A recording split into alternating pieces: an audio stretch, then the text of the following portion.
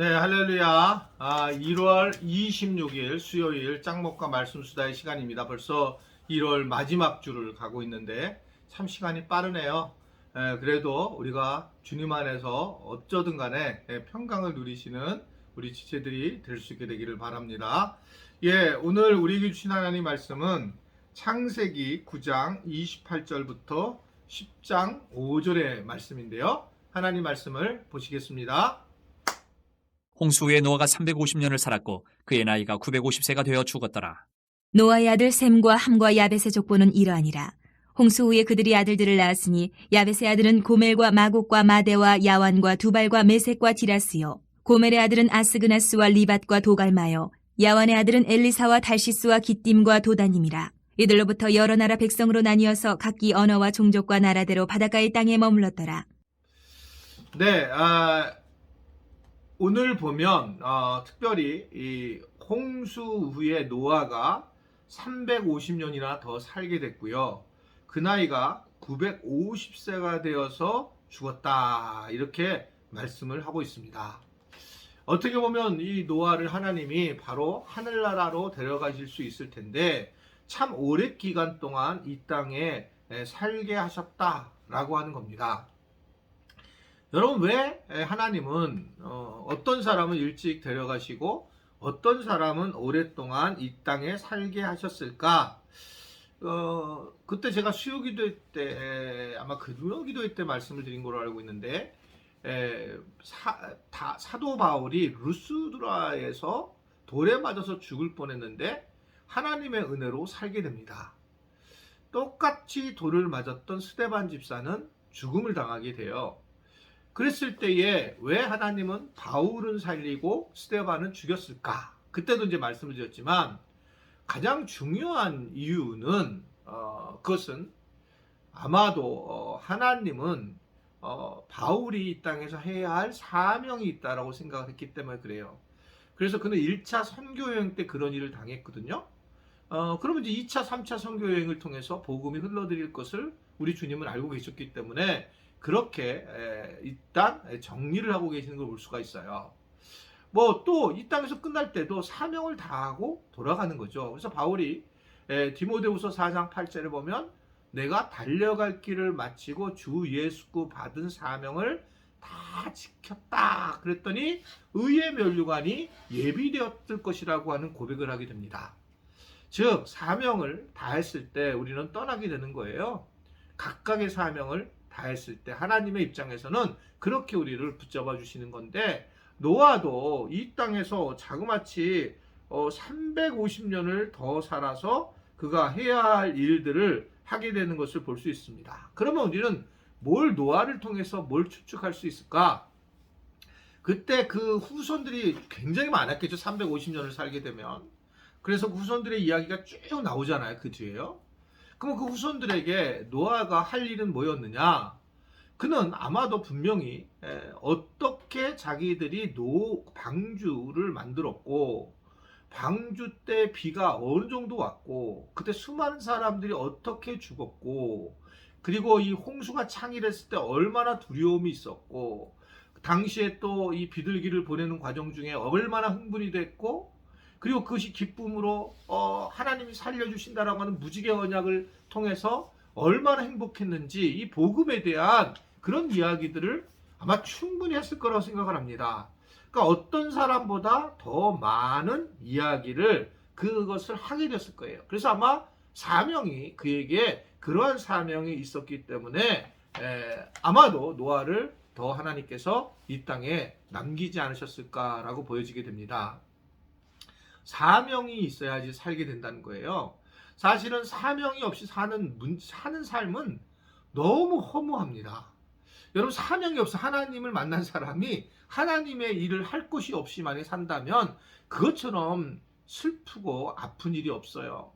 그러니까 나이가 들면 나는 사명이 없다 그런 거 아니라 그때는 우리가 기도해 줄 수 있는 사명이 있잖아요. 사가랴와 한나가 나이가 먹었음에도 불구하고 성전에 와서 기도를 하는 거예요. 저는 연세가 드신 분들이 오늘 이 영상을 이렇게 들으신다면 나는 교회에서 기도하다가 하나님 곁에 가겠습니다. 그건 가장 큰 아름다운 복이라고 생각해요. 내가 몸이 약하고 힘들지만 교회에 와서 내가 기도하고 교회를 위해서, 나라를 위해서, 민족을 위해서, 선교를 위해서 기도하고 내가 하나님 나라를 간다. 가장 큰 복. 그게 가장 큰 복이라고 생각해요. 그러니까 그게 자기가 받은 사명에 대한 거죠. 어떤 분은 또 열심히 내가 있을 동안 뭐를 해야 되고, 그런 한 것이 너무나도 당연하다라고 하는 것입니다. 뭐 교회가 어떤 일을 맡겨서 사명자로 세울 수도 있겠지만 스스로가 전도자로 갈 수도 있잖아요. 전도를 할 수 있는 그런 사명자가 될 수 있어요. 그래서 전도를 하러 나가서 사명을 하는 거예요. 사명감을 가지고 살아가는 거예요.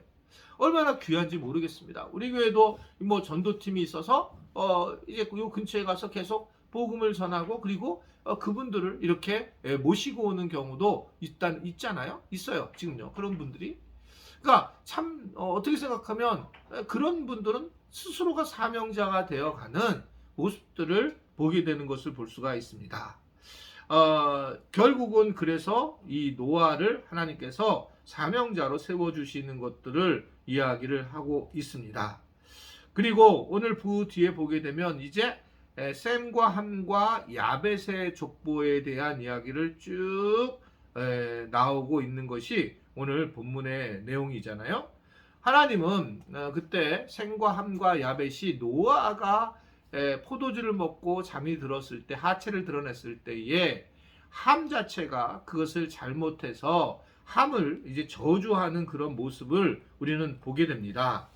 그리고 하나님은 그것이 그냥 정말 저주로 끝마친 게 아니라 오늘 말씀을 통해서 어떠한 자녀들이 나오게 되었다라고 하는 것을 이야기를 하고, 실제로 셈과 야벳의 축복의 자손들이 움직이게 되었다라고 하는 것들을 보여주고 있습니다. 즉 하나님은 말씀을 하신 것을 꼭 지키시는 분이시고 이루시는 분이시다. 그래서 하나님의 약속은 반드시 성취되기 때문에 우리가 하나님의 약속을 붙드는 것은 매우 중요한 일이라고 하는 것을 생각을 하게 됩니다. 우리가 어떻게 살겠어요? 사실은 그냥 사는 게 허무하고 힘들 수 있는데 약속의 말씀을 붙들고 사는 것은 너무 중요해요. 제가 볼 때는 인생에서, 내 삶에서 약속의 말씀을 붙드는 거, 이거 중요합니다. 저 같은 경우는 이제 데살로니가전서 5장 16절이었는데 범사에 감사하라, 쉬지 말고 기도하라, 항상 기뻐하라, 이것은 너희를 향하신 하나님의 뜻이니라. 해서 기쁘게 살아야지, 감사해야지, 쉬지 말고 기도해야지, 이게 이제 제 삶의 중요한 모토였고, 목회자로 뛰어들 때는 네가 나를 택한 게 아니고 내가 너를 택하여 세웠나니 라고 하는 요한복음 15장 16절의 말씀이에요.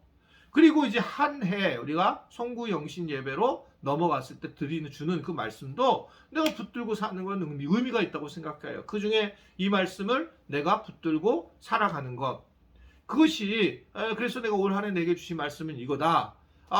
그래서 내가 잠잠한 성중에 임하시는 주님을 내가 찬송하리로다. 뭐 제게 주신 말씀인데요. 그런 말씀을 가지고 말씀을 붙들고 살아가는 것. 그렇게 됐을 때 그 사람은 그 말씀의 중심으로 약속을 이루시는 하나님에 대한 신뢰를 하게 된다면 우리가 흔들림 없이 살아갈 수가 있다는 걸 보여주고 있습니다. 말씀을 사람이 붙들게 되면 흔들림이 없고 요동이 없어요.